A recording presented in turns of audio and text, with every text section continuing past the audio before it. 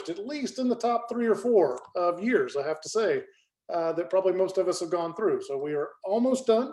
And 2021 is definitely looking better already with vaccine and everything else coming. I'm going to go through our typical itinerary. I know the part that everybody cares the most about is the vaccine discussion. There have been a flurry of discussions just even this morning on that.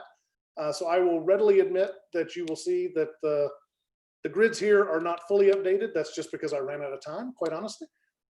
And I know that Nick Apostolaris sent me the data from the region, which I did not get copied to Kevin. So I will verbally relay what I remember from it, but unfortunately I did not get that copied over. So we're working on a little bit shallow budget, but I'm guessing you really care about the vaccine discussion, so that's what we're getting to. So long story short, and no surprise to all, another slightly over 1 million cases just since we got together last week.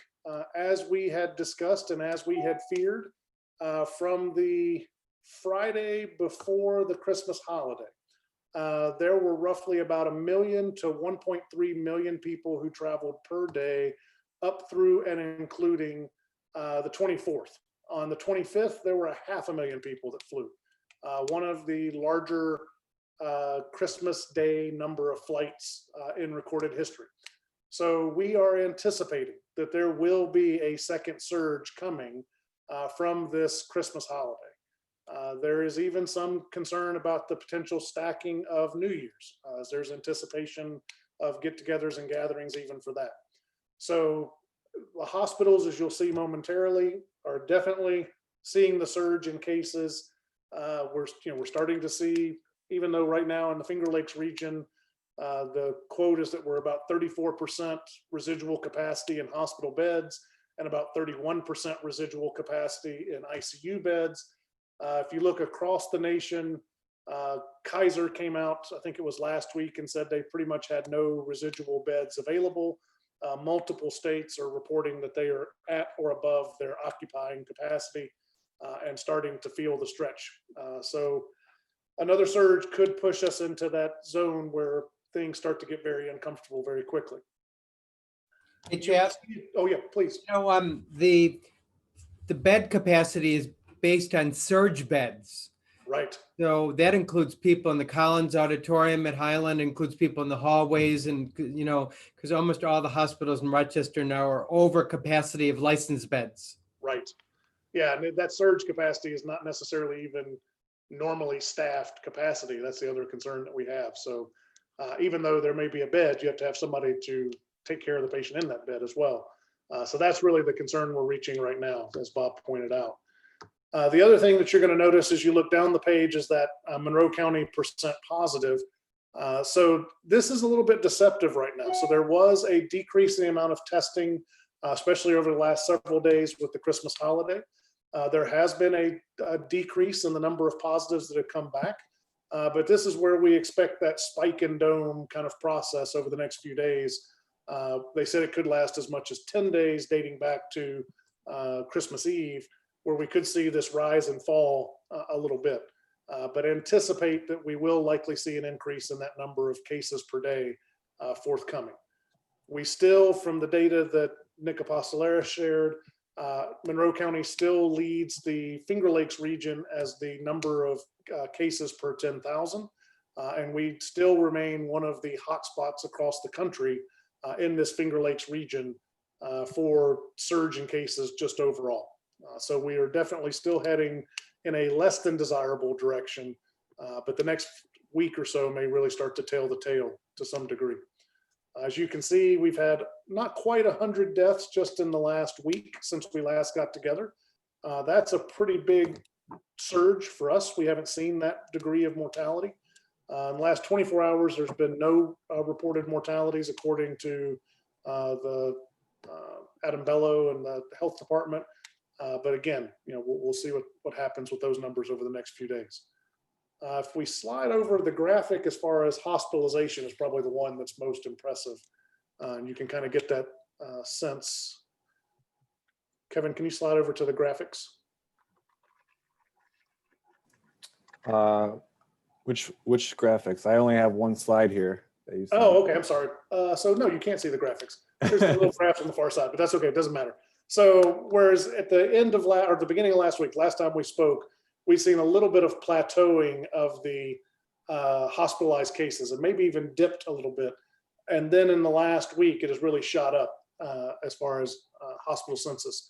So, we expect that we will continue to see that. Remember, the hospitalization will lag at least 8 to 14 days post the exposure time period. So we're probably, 7 to 10 days before we'll really start to see the hospitalization effects from the Christmas holiday, and then we'll see what New Year's brings. So more to come on that. I don't really think there's anything else to share from a numeric standpoint at this moment.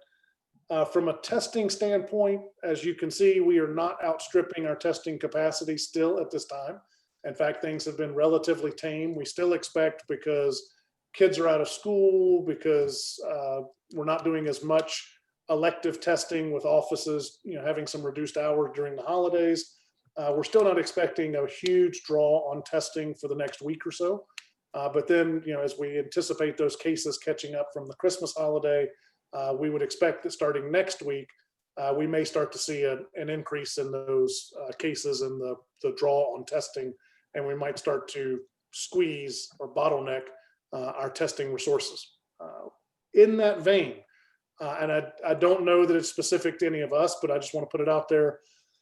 We'd had the conversation about pre-procedural testing before. So recall, for any of those who are part of AHP and doing pre-procedure testing for office-based studies, or for any AHP patient who is having surgery or a procedure done at a U of R affiliate hospital, there are several pre-procedure testing labs around town that the U of R is manning and coordinating. The largest was on Monroe Avenue, but because of traffic and parking and everything, they had decided to close that site, and in preference have now opened a second site, or a replacement site, on River Road, East River Road. That site is now fully functional as of today. Folks have been telling patients to go to any U of R lab to get pre-procedure testing. That should not be the message that we're sending for several reasons. Number one, with East River Road, we now have a much larger capacity site, easier access from the roadways, and better parking. Number two, for those patients who are going for pre-procedure testing, by definition, theoretically, they are healthy and asymptomatic. When we're sending them to the lab, we're tending to mix more with symptomatic individuals. And so it's more uncomfortable for patients, and it's increasing our risk of exposure. So as much as possible, we want to keep the asymptomatic healthy group in these pre-procedure testing sites where they are least likely to get exposed. Number three, we know that the testing resources are likely to get very stretched very soon. So by not backlogging the labs, we're keeping open that space for required testing that has to happen, and keeping the elective testing at the elective sites. That also allows us, if we need to start shutting things down for any reason because of a surge in cases, we know where our requisite volume is. We know where we can allocate our resources most efficiently. So the East River Road site is open for pre-procedure testing. I think all of them actually have very good hours, but it has pretty much 7-day-a-week access at this point. So if you're not using that one already, please do. Please do not use any U of R lab. Only use the pre-procedure testing for those asymptomatic procedural tests. For patients who are asymptomatic who want to get tested, still really the only option is the MCC lab or the other regional drive-up options that are being offered by the various health departments and groups. So the pre-procedure testing is not meant for those who are coming back from vacation who want to get tested. It is only for those who are having procedures in one of our offices or in one of the hospitals. So I think I've covered that. There has been some update about the quarantine advisory. So several folks have sent questions about durations of quarantine after exposure to an infected individual. It's coming up now, obviously, because of Christmas holiday. So Uncle Fred was sick when we went over to Grandma's house on the 24th. We saw Uncle Fred again on Saturday. Does my 14 days start from the 24th when we first saw Uncle Fred, or does my 14 days quarantine start from when I last saw Uncle Fred? As of this morning, the quarantine duration still starts from your last exposure to the infected individual. There has been some update, and truthfully, I haven't even had a chance to sort through it yet. So in the email this afternoon, we will make sure that we put in the updated guidance and advisory. I know LJ is looking at it. She was going to try to join us at 12:30, so she may be able to even give us a little bit more information. So there has been a little bit more updated guidance, but that quarantine is from the last date of known exposure to the infected individual. So just wanted to put that out there as well, because that could become a bigger question here in the coming days if it hasn't been already. Now on to the topic that everybody knows and loves, which is when are we going to get vaccinated? And so that's a perfectly good question. I know several folks have been emailing throughout the last week.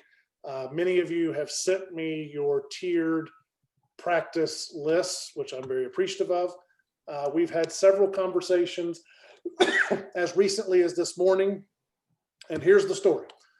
So what is anticipated through this hub program? So as everyone knows, Nana Bennett has been selected as the Finger Lakes region hub coordinator.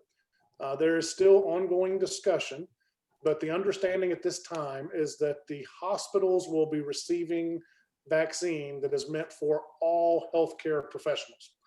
Now, in the first round of vaccine, what was given to the hospitals as instructions, as it was only for those who had inpatient responsibilities. That advisory seems to be shifting. It is not fully clear at this moment, but they are getting clarification as we speak at this moment in a hub meeting with the state about how they are supposed to be using vaccine supply. As of, I think this morning, the U of R had gotten somewhere between about 5,000 to 6,000 doses. They anticipate getting more here in the coming days, especially as the Moderna really starts to unload. Rochester Regional had gotten about 2,000, 2,500, and had gotten some more vaccine that was earmarked for community utilization. So still trying to parse that part out as well. Long story short, in talking to Nana Bennett this morning, the plan is they are going to rely on the IPAs, so AHP, GRIPA, and FLIPA, for their requisite members to create this tiered list, which we've already started doing, and likely will be getting the vaccine through the hospitals where the vaccine will be coming. At this moment, it still seems unlikely, given the utility timelines of the Moderna and Pfizer vaccine, that it would be something that could be distributed to the practices for you guys to administer to your own staff. I know several folks have asked that question, would that expedite the process? Unfortunately, from the time the Moderna vaccine is processed, it has to be in an arm within an hour. And certainly the last thing we want to do is have wasted doses. So we've already begun the conversation. They are clarifying with the state currently as to, can we go ahead and start using for all tier 1 healthcare patient-facing providers? The anticipation is that answer is going to be yes. And if so, then we will be sharing our lists with the hospital teams, and they will begin to send those invites out to your teams. For all of you on this call, if you have not yet sent me your tiered list, and I'm going to go through that again in a moment, and we will add the tier worksheet to the email that goes out today. Please send me that tiered list, number one. Number two, just to make this more efficient, if you could give me the staff member's name and their contact, whether that's email would be most efficacious, phone number if they don't have it. That will allow us to do the distribution and invites probably much more efficiently, I'm anticipating. So I'll need what tier they fall into. Tier 1 are those healthcare providers, could be staff, could be physicians, could be nursing, whatever you call it, that have both ambulatory and inpatient responsibilities. For tier 1, I need to know what hospital they have inpatient responsibilities at. This does not mean that they have hospital privileges. This means that they actually physically go into the hospital to deliver care to patients. Not once in 1986. They need to actively be doing that. Tier 2 is ambulatory patient facing. That will include front end staff who register patients when they come into the office, who are checking patients in and out. That would include med techs, nurses, physicians, the whole group who have patient facing responsibilities. Tier 3 will be ambulatory staff who do not have patient facing responsibilities. As of this moment, it is still a bit unclear as to when those staff will get vaccinated. They likely will not be in this very first wave. That may be staff that gets vaccinated based on the aggregate population and their own medical risk. So I don't know for sure that just because they are essential healthcare workers, that they would be treated the same as patient facing in this tier 1. Tier 4 is the group who may get vaccinated in some other venue or who are refusing vaccination. Now, if you don't want to share the people who don't want to be vaccinated, that's fine. We're just trying to get a sense of what the volume of people who may change their mind down the road. The people who may get vaccinated in another venue, there are members of our teams who are paramedics or who are volunteer firefighters or who also work part-time in a nursing home. And so the anticipation is they will get vaccinated through that group differently or sooner or whatever than they will through our planned distribution. So tier 4 are the folks who we're not going to be including in our general vaccination plan at the moment. So tier 1, hospital responsibility. Tier 2, patient facing. Tier 3, ambulatory, non-patient facing. Tier 4, refusing or plan to get vaccinated somewhere else. So I will send all this out. It'll be in the email. We'll share with you the Excel spreadsheet so that you can tier your staff. And again, name and contact. Preferential right now would be email, but if they don't have an email that they're willing to share, phone number. I don't know exactly how it's going to happen. And Chad, I think it's better.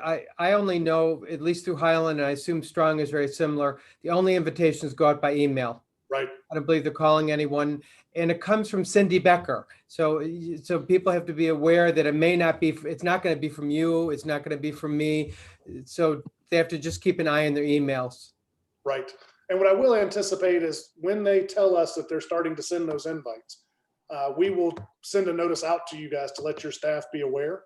But Bob's correct. That invite, it won't be coming from AHP staff. It'll be coming from the hospital staff.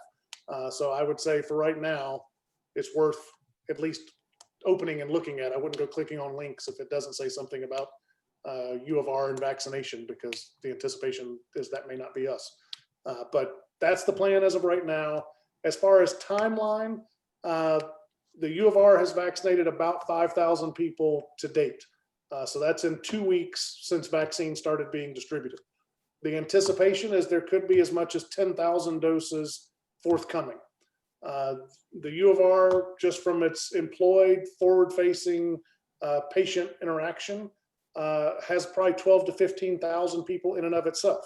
So clearly, people have asked, I've heard U of R has already vaccinated all their staff. It's not true. They are working down the list.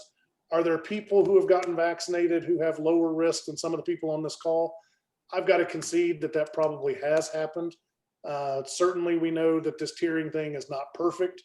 I know some people said, I've got a staff member who sometimes has to cover for someone else if somebody's sick and they need to go cover the front end. Does that mean they get pushed into tier 2? It's squeaky, I readily admit, but I'm trusting that you guys will do this, appropriately. Yeah, Chad, other things that have happened, because if you don't use the vaccine, it's wasted. So near the end of a day, if slots haven't filled up, if people don't show up or whatever, they've had a quick call out just to get anyone down there. Right.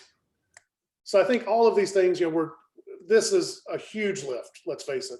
The goal is to do this equitably and to do this fairly and to make sure that everybody's getting vaccinated appropriately and that nobody's getting pulled out of turn. I know with social media, there's 1,001 stories and people have emailed me with all kinds of things that they've seen and heard.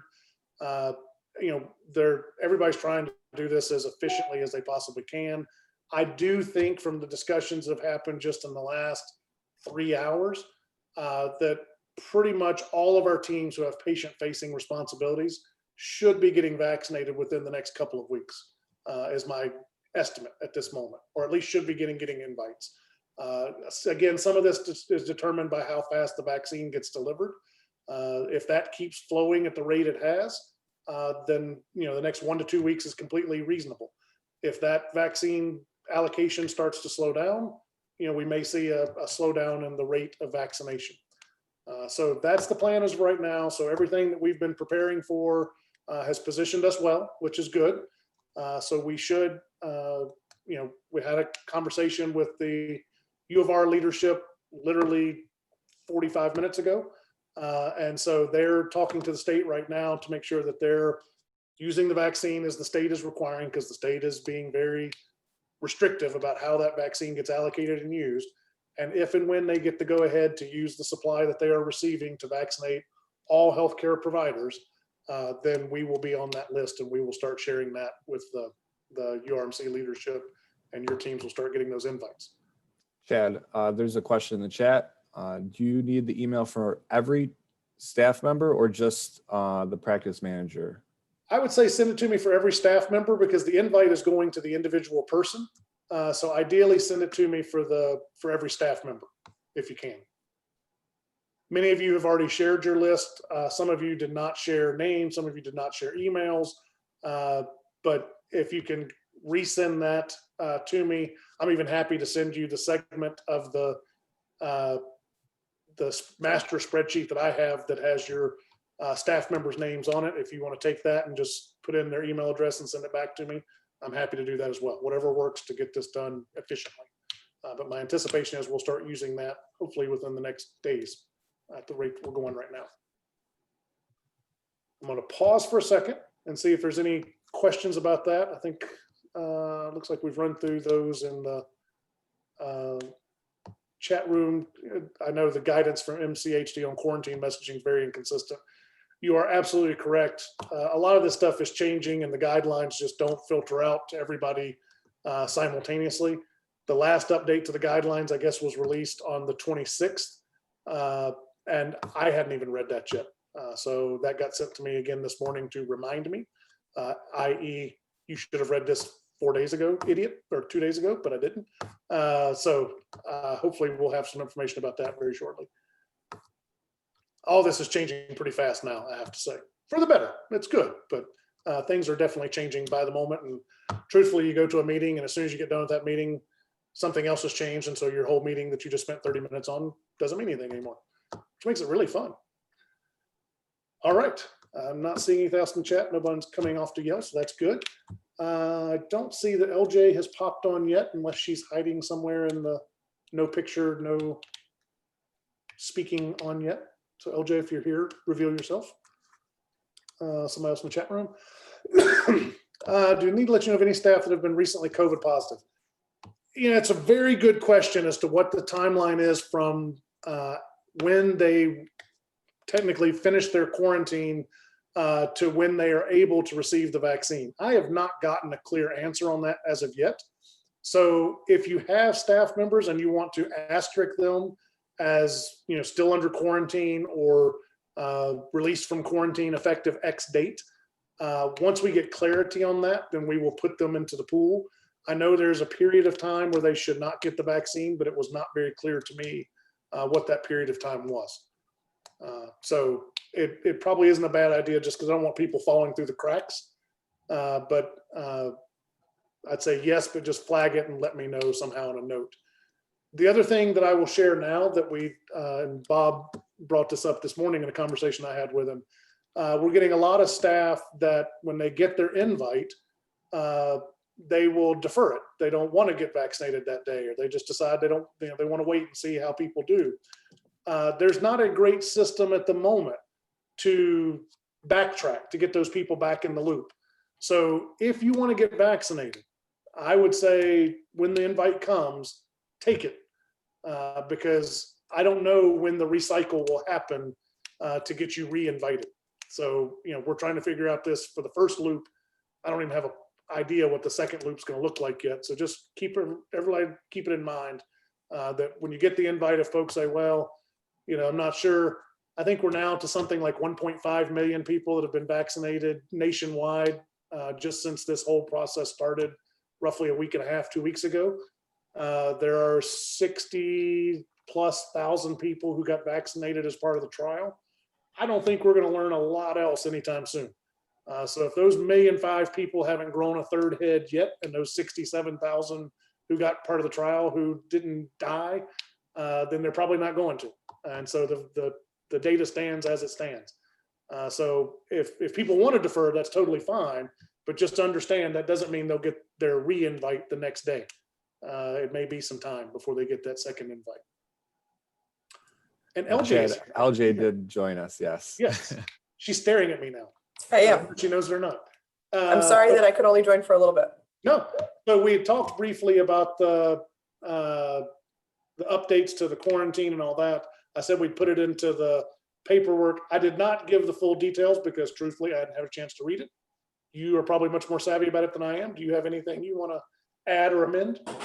I think the main piece of information, which just came out on the 26th from the State Department of Health, is that they have moved to a 10-day quarantine rather than the 14-day, provided someone has not had symptoms. And that's not just for healthcare workers, that is for all individuals. So we can, I just forwarded that information that I got onto you, Chad, and so maybe we could put that, Kevin, I can send it on to you too. We can put that in the guidance today, the actual release from the Department of Health.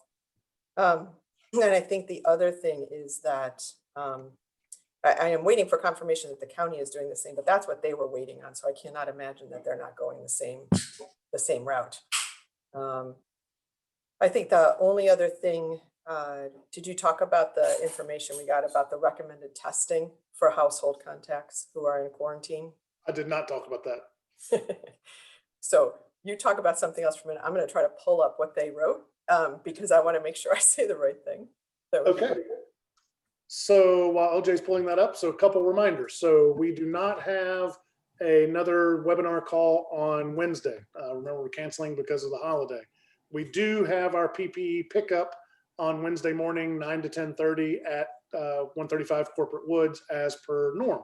And we should have adequate supplies and all supply lines for whatever folks need. So definitely, if you haven't reached out yet, you've got about 5 minutes to do so because Kevin and his merry band of elves will be packing tomorrow. The BHI webinar is canceled this week. I believe they're going back live next week. January 5th, correct. January 5th. Okay, yes. So next Tuesday, as per norm, they'll go back live at noon on Tuesday. And then we will be back on our normal schedule of Monday, Wednesday for the webinars starting next week after the holidays. So I think that's the only process updates at this point. And Kevin's giving me a thumbs up, so that must be okay. And hopefully LJ's had enough time to read at this point. I got it. I'm going to actually kind of read it to you guys. So I think the biggest change, this was a question came up from one of our practitioners about guidance that families have been receiving about household contacts needing to quarantine with someone in their home, and it being a little different than what was presented on the last forum and in the last information that was sent out.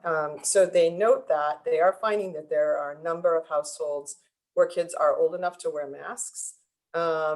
And parents and children can wear masks. And so that if you can do that, quarantine does not have to be extended. So if someone tests positive or has symptoms that are suspicious, they are recommending family members try a mask immediately and definitely not have masks off when in the same room. The other thing that I thought was really important that is different is that the county health departments now strongly encourage testing family contacts around 1 week after the first positive case in a household, even without clear symptoms. That is different than what we've been told before. They're finding that many kids in particular have such minor symptoms.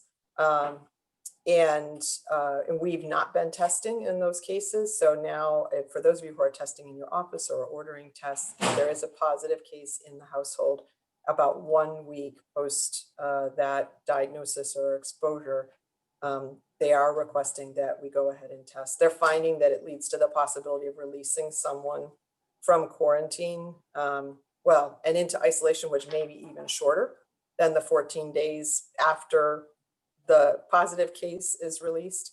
And they're also really wanting to test and find some of these positive cases that may not have enough symptoms otherwise to recognize. So did that make sense?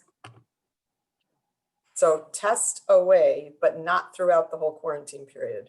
testing around 7 days is a good idea. And that's really just for household contacts. Perfect. All right. I think that actually covers the list of things that I had to talk about. Kevin, any more reminders that you had? No? Nope, you covered everything. Thanks. Beautiful. LJ, any other fun topics that you have? Hey, Chad, Steve Cook said that we should encourage people to use the V-Safe smartphone-based tool when they get vaccinated.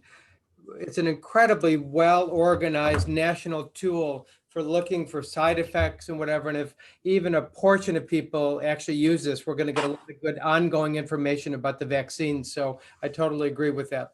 Yes, absolutely. And they're handing out when they vaccinate people, it's like a QR code that you can take a picture of to get auto enrolled in that. So I totally agree. Whenever anybody gets vaccinated, they should absolutely enroll in that just to kind of do some of this tracking. All right. We actually finished with time to spare today. Nothing else in the chat room. Any other questions that folks have? So we'll see you next year in good riddance 2020. That's right. We will never speak of 2020 again. Hopefully by the time we get back, folks will be being invited to get vaccinated or shortly thereafter. Any problems or questions, certainly reach out to me and we will try to get answers to you as quickly as possible. But hopefully lots of good things happening in the next 7 days. So have a lovely new year and we will see you next week. Hey, Steve.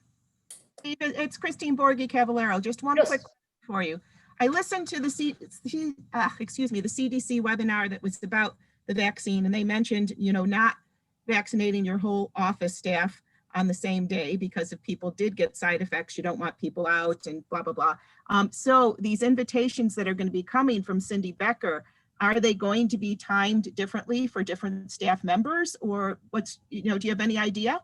Yeah, that's a great question. I know there was some effort and interest early on into trying to stagger like ICU staff so we don't have the whole ICU out with symptoms. I know that has not happened to any great capacity. So truthfully, I do not think the system is that smart to know that, oh, this person works at Brighton Family Med, this person works at IMB, what have you. So I would say the number of people who have had any real symptoms that I'm aware of that have gotten vaccinated is pretty doggone small.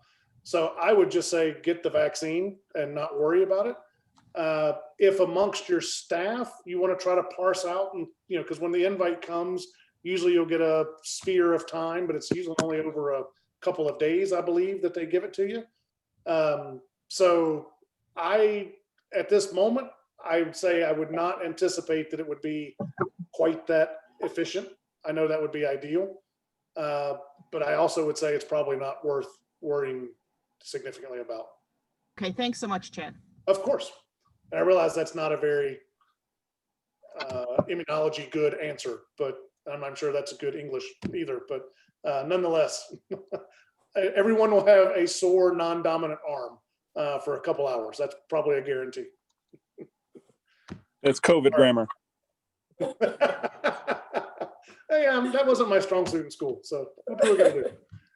All right, guys. Thank you, everyone. Have a lovely holiday, and we will see you back next week or at PP pickup on Wednesday. Thank you. Thank you. Bye-bye.